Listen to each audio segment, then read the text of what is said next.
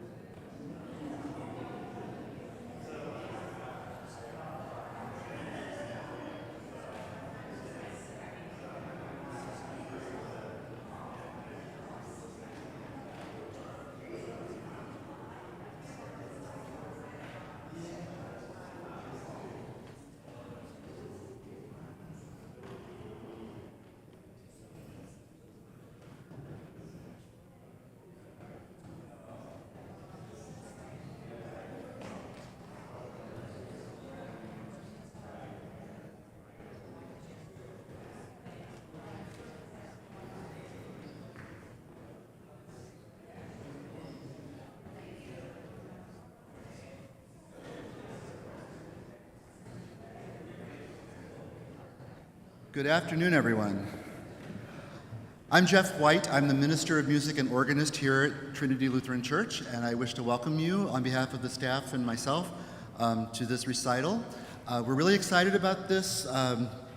We originally were considered to be on a convention schedule, but there's 800 plus people going to the convention this week, and we only hold 350. So even if we cut it in half, we'd still be way beyond capacity.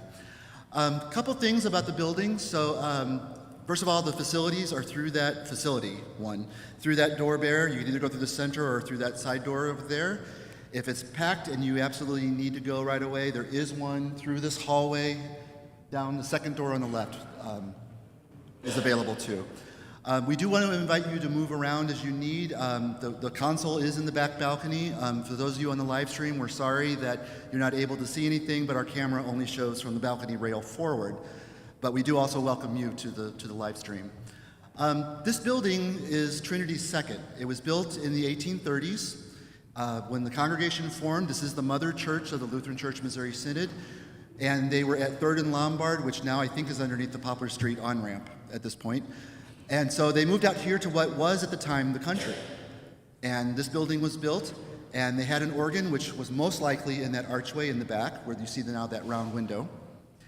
In 1896, May of 1896, there was a devastating tornado that ripped through South St. Louis, damaged buildings and everywhere. This whole end of the building was gone, the roof was gone, the windows were gone, and the organ was completely damaged. But being stubborn Germans as they were, they rebuilt and rededicated it by March of the following year. So at the time, they had some organs that were not quite adequate for what they needed. So in 1926, they bought the Kilgan organ. When they rebuilt this room, they decided to put the organ chamber up here. The 1926 organ had a console built into the casework. It was a tracker instrument, 2 manuals. And then about 10 years later or so, they decided to make it 3 manuals. They electrified the action, and the console was in that corner with the organist back right up against that rail. So you were literally looking over your shoulder to see the floor right below. And that organ served the congregation for a long time, until about the early part of the 21st century, when the congregation bravely decided to put in the current instrument. So what they did is, there were just pews up there at the time. They redid the balcony. They installed the console and that antiphonal division of 9 ranks back in that back balcony before they took the old Kilgan out. So this congregation was never without a pipe organ during the installation process, which is very unusual in the industry. And then they, of course, installed the main organ here. So this, for those of you who are organists, the grate is down here in the lower right, this side of the case. The choir is on the lower part of the left side of the case, and the swell is up above in the top, and then we have, like I said, the 9-rank gallery. The cool thing is that we did keep about 19 or 20 ranks from the Kilgan when the Schanz company put the new organ in. So there is pipe work in there that's at least almost 100 years old, if not a little bit more, which I think is kind of cool to get to play that every week. Today's event is being sponsored by our beloved former music director and organist, Mr. Wes Kaselke, who is here in the front row. I want to give thanks to him for making this happen. We are, like I said, not able to be part of the convention itself, so Wes really wanted to show off this organ, which is 13 years old this year, and we're really excited that you could be here. So, as I mentioned, the facilities are there. There are some snacks and some water in the back, and I think tea, I think Diane said, or maybe not. I don't know what's back there. It's not my department. And with that said, I'd like to then turn this over to our guest recitalist, Mr. John Dixon.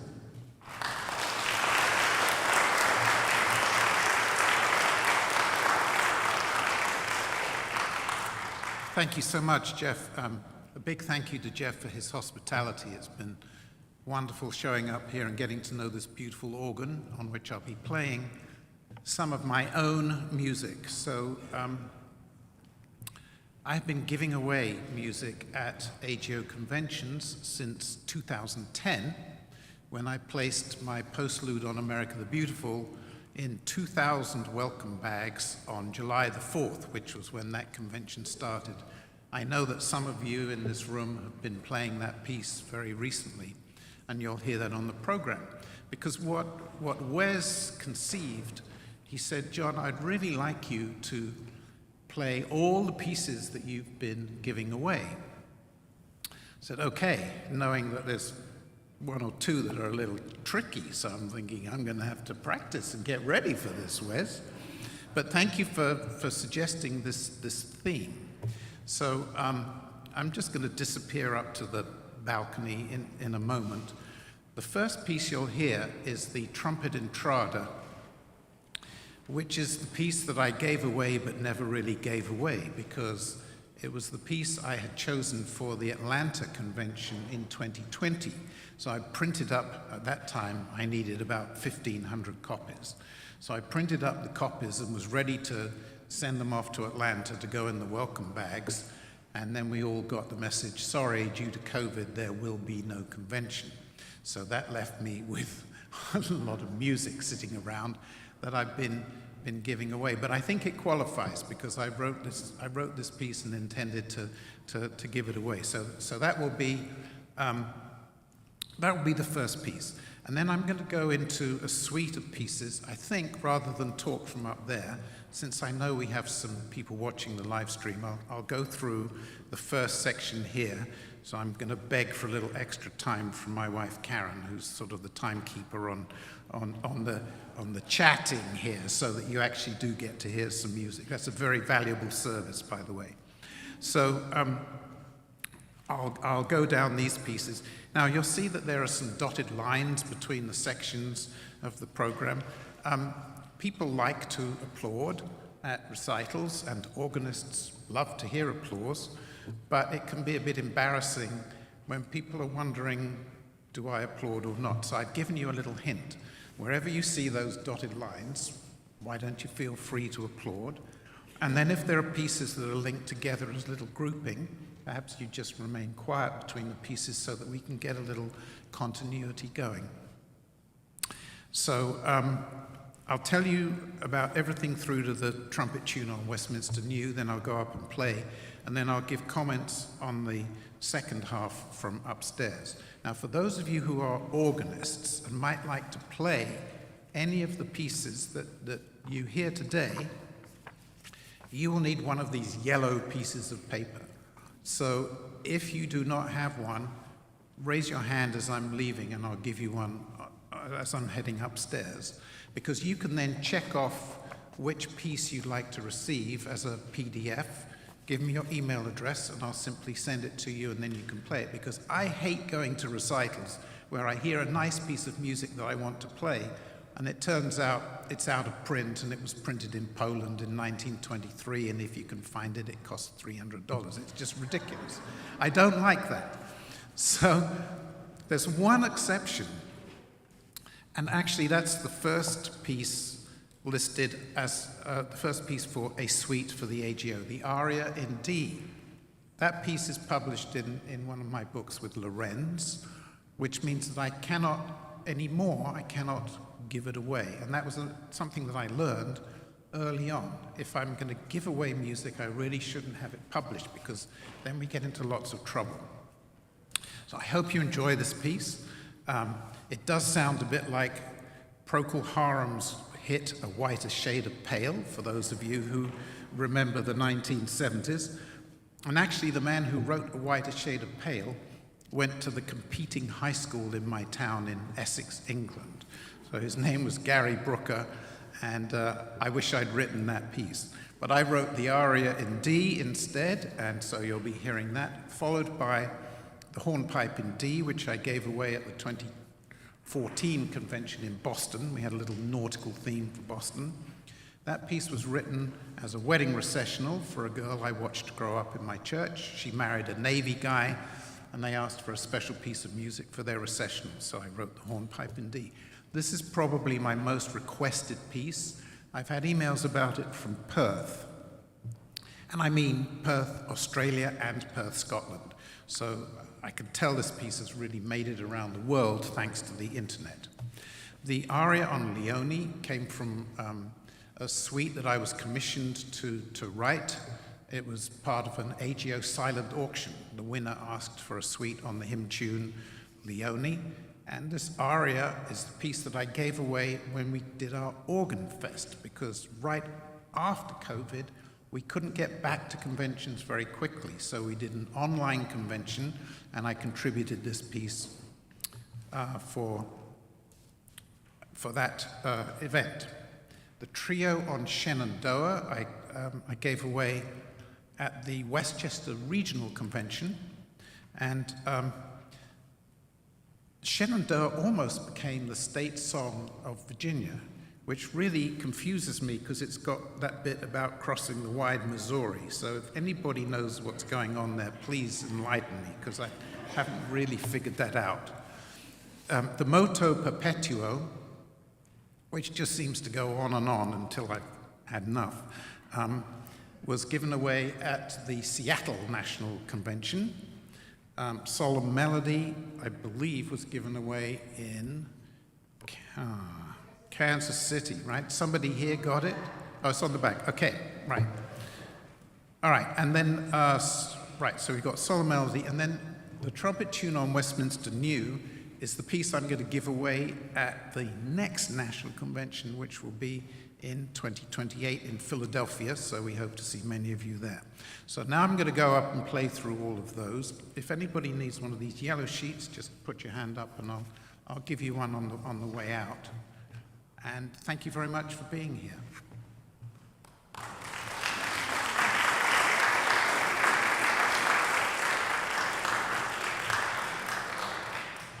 As John's going back up to the balcony, I did fail to mention one thing. If anybody would like to go upstairs after the recital, please do feel free.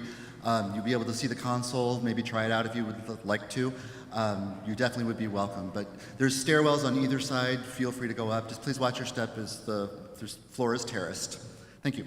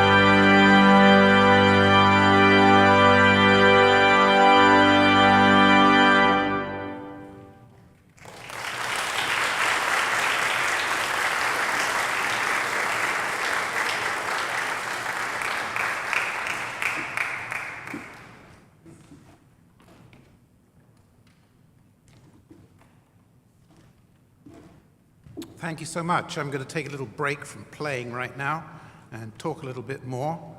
Can you all hear me down there? You're coming through the live stream microphone. Yeah. Well, thank you. What a lovely audience. I really appreciate that you would come here to hear this program today.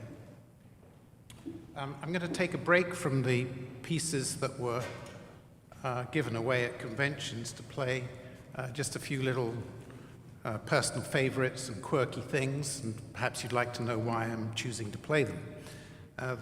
This potpourri section, Welcome Voice, is a hymn tune that was written in Iowa in 1872, a place called Epworth, Iowa. And I arranged that and premiered it when I was playing a recital in Iowa a few years ago. But it's a tune that has really traveled the world, and in particular, the Welsh really love this tune. I think there were a lot of Welsh settlers in that area of Iowa, so I think there's a connection there. But they've even given it their own name, and that funny little name in italics, Gwahoddiad, is a Welsh name for this tune. And if you like this tune, I suggest that when you go home, you put Gwahoddiad Royal Albert Hall into YouTube, and then you can watch a recording of 400 Welshmen singing this melody. And if that doesn't give you tingles down your spine, then I can't help you anymore. I'm sorry. This is my best suggestion. It's really, really quite a startling performance. So that's one reason I love this tune. And I thought I would try playing it to encourage people to learn about it.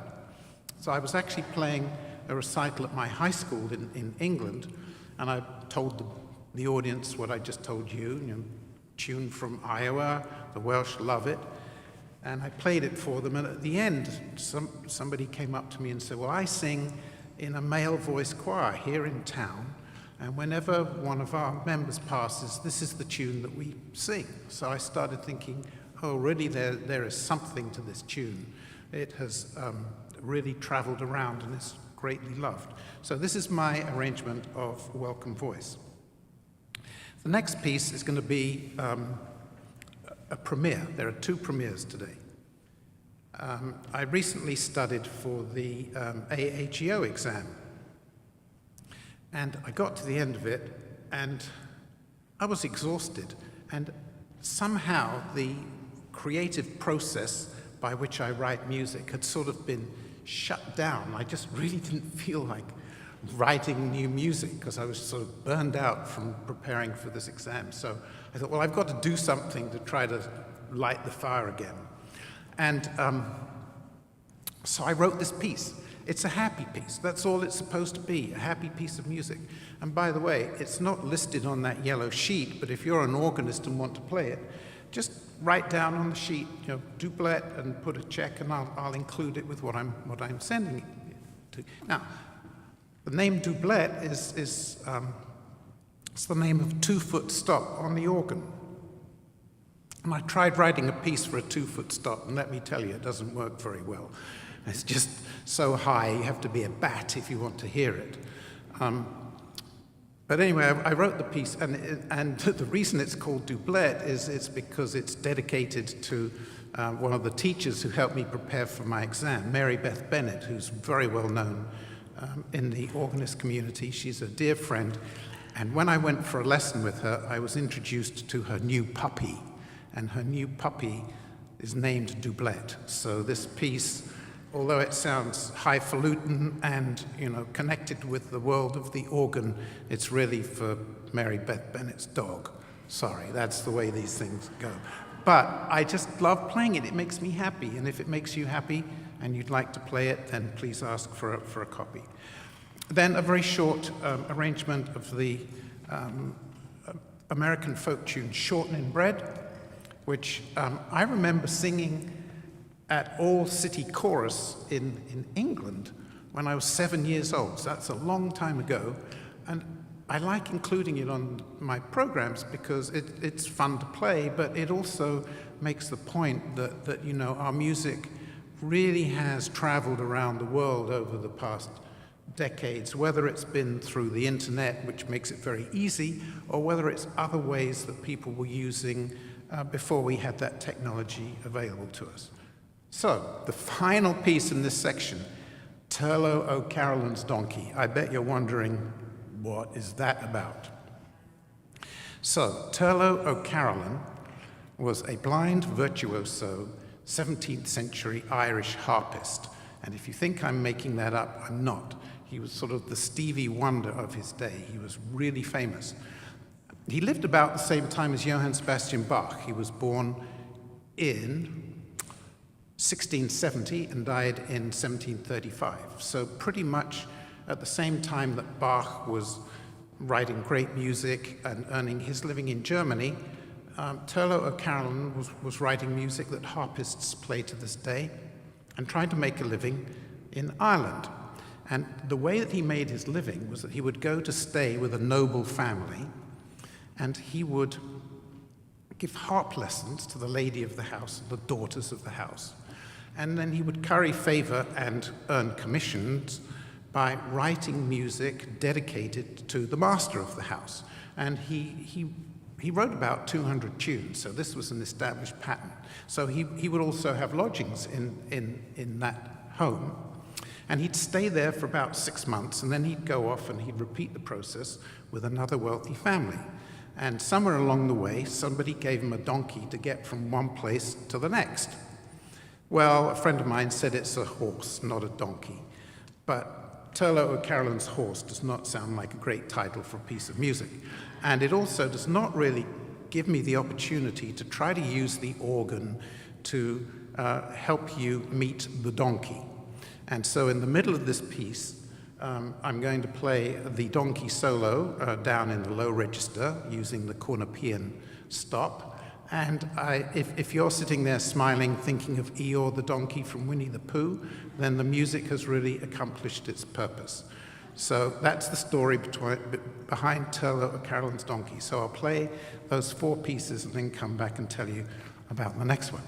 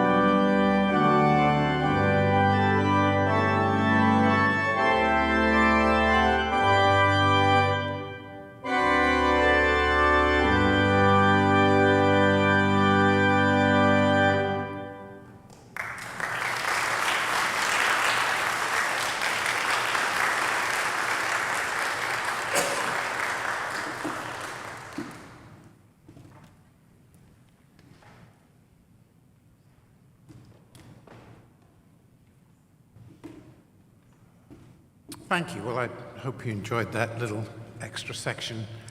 Now I need to explain a little bit about this next piece, which would appear to be based on Amazing Grace. There's a story to this. I actually wrote this piece when I was playing in a recital in Memphis, Tennessee, a couple of years ago.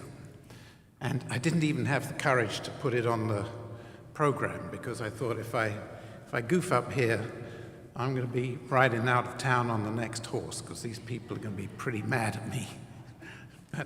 So I finished my program and I said, well, I have one more piece to play. If you had told me when I was a little boy growing up in England, let's say in the very early 1960s, that one day I would be playing an organ recital in Memphis, Tennessee, I would have said you must be crazy.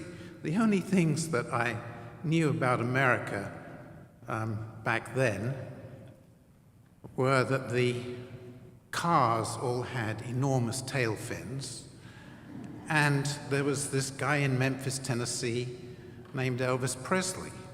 That was pretty much all I knew. So I said, well, here I am, playing for you, 60-some years later, and having a great time. And I thought that I would finish up by doing a special piece for you. I said, so this is one of our favorite hymns, as it might have been interpreted by the king of rock and roll. And so it's not actually Amazing Grace, it's Amazing Graceland. Thank you.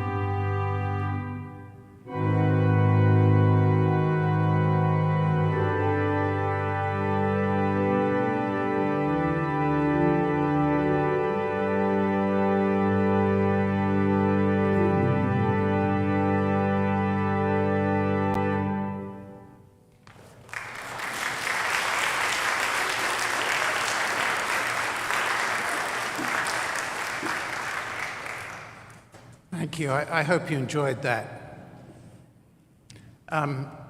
Actually, you have my wife Karen to thank for the fact that it's on the program, because when I first told her I was writing a piece called Amazing Graceland for Memphis, she said, "You can't do that."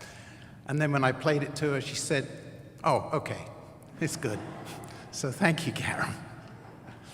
Special thanks to Karen for all her support and help as I travel around playing. We have a lot of fun doing that. Getting near the end now. So 2 pieces based on the hymn tune Materna, which we all know as America the Beautiful. So the first is a rather quiet setting, and it's dedicated to the retiring executive director of the AGO, James Thomashow, who's with us today, sitting down with Karen. Please give him a big round of applause.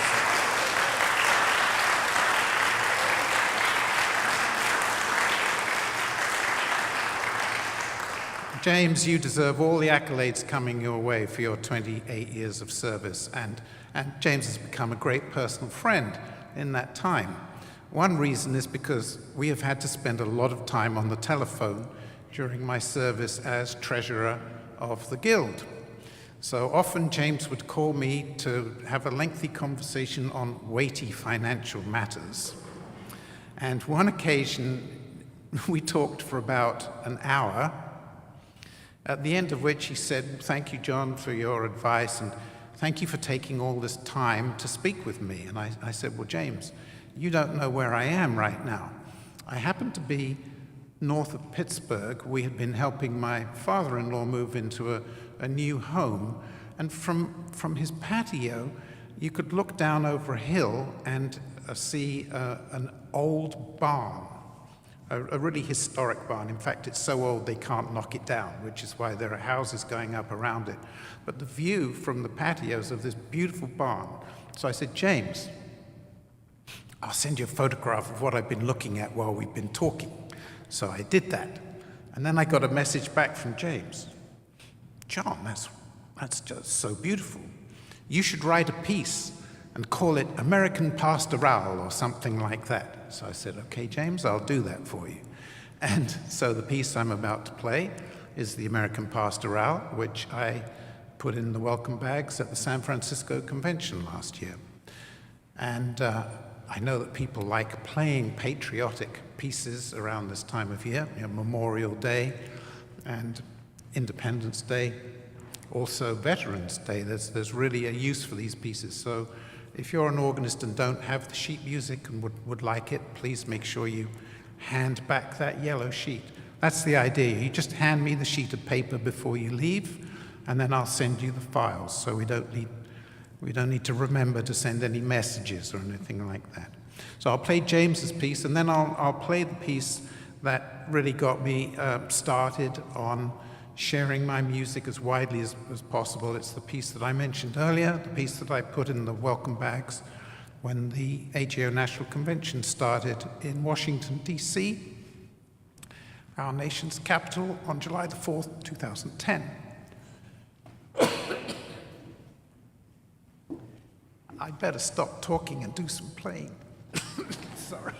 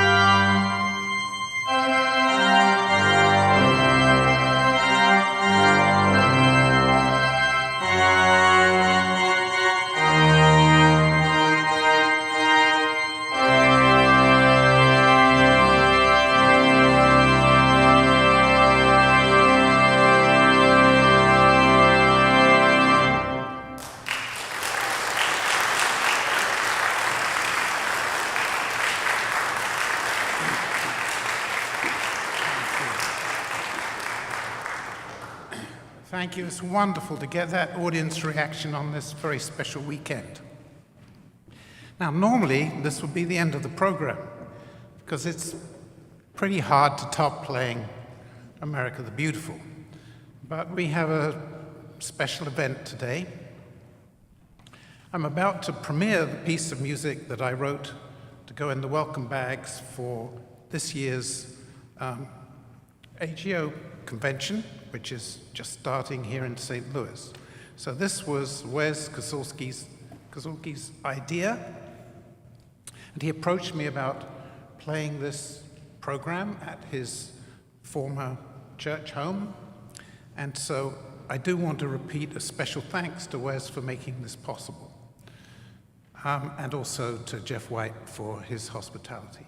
So what I'm going to do, oh yes, please.